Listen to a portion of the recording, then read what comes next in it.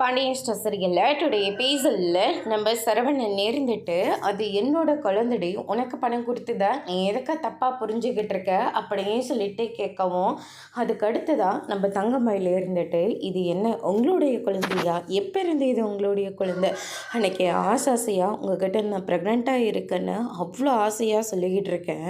ஆனால் நீங்கள் என்னை நம்பாமல் போயிட்டீங்க. சரி நம்பலை, ஏற்கனவே அந்த மாதிரி நடந்திருக்கு. ஆனால் நான் அது வேணும்ன்ட்டு சொல்லலையே. அது நீ நான் உண்மையாக டெஸ்ட் பண்ணது டாக்டர் அந்த மாதிரி சொல்லுவாங்கன்னு நான் என்ன கனவாக கண்டேன்.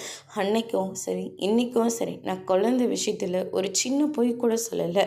ஆமாம், நான் கல்யாணத்துக்கு அப்புறமாவது உங்ககிட்ட என்ன நடந்ததோ அதை நான் சொல்லியிருந்தே இருக்கணும்.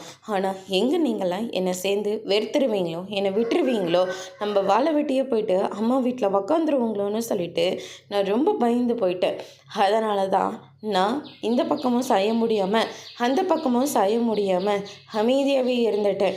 அதுக்காக குழந்தை விஷயத்தில் பொய் சொல்லியிருப்பேன்னு நீங்கள் எல்லாரும் எப்படி நினைக்கலாம் அப்படின்னு சொல்லிட்டு தங்கமயில் வந்து சொல்லிட்டு இருக்காங்க.